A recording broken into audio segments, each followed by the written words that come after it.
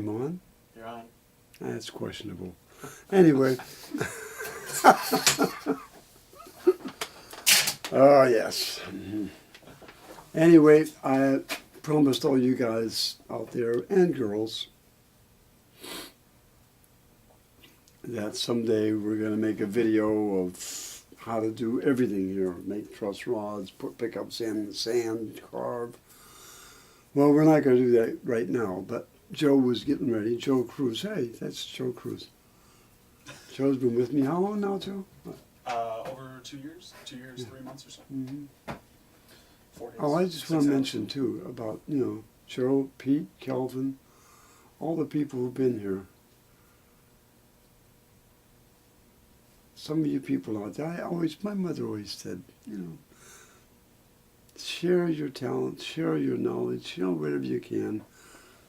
It's not enough just to do it, And I try to do that here,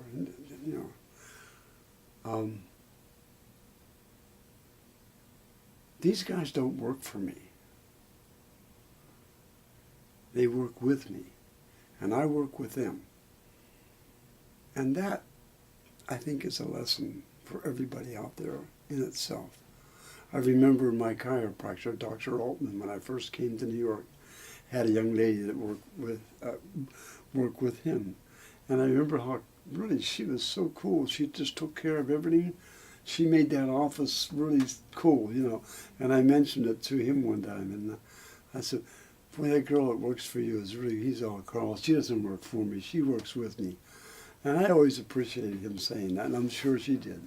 Anyway, getting back to Joe Cruz, working with me on this, we're going to show you, he was getting ready to make up some cores for the bodies of some new bases that we're making for one of you guys or three of you guys out there.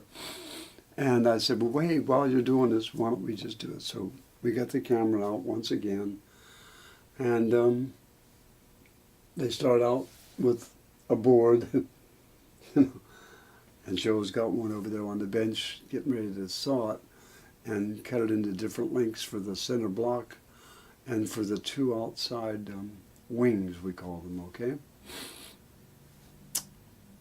The board, by the way, came from Exotic Woods. Now, they have a website you guys can... What's the website? It's Exotic Wood, I guess, right?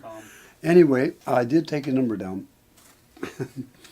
If you want to know where I get some of my wood, the mahogany, the maple, coca-cola, a lot of stuff, I remember when I started out how I used to, when I was a lot younger too. And we still do it sometimes, but go out to some of the wood places and just climb up and down ladders and go through all kinds of stuff. Spend hours, literally days, looking for wood and maybe coming out with a couple pieces that may or may not be what we thought it was. Well, over the years, people like Mr. Gidwani down at Exotic Wood, I've been dealing with him for a long time. He seems to know what I want. Every once in a while, we something's not quite low, and we send it back and we talk about it. He's very cool.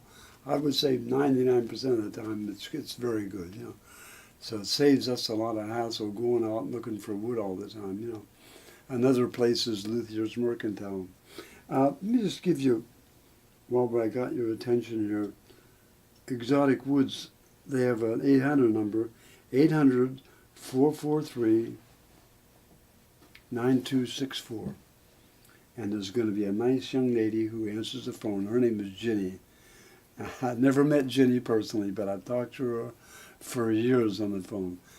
Any of you guys out there who are making instruments and want to get some nice wood, I would call these people. And if you talk to Ginny and you say, hey, Carl Thompson gave me a number, you might even get extra special treatment. You might not. She might hang up on you. I don't know.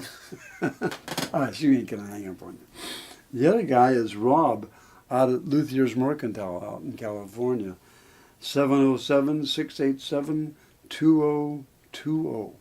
And you ask for Rob. Rob's also a builder, and almost all the fingerboard wood I get from Rob now, the Macassar ebony, and the bloodwood, fingerboard wood, He goes out and hand picks it for me, and when I get it, it's perfect.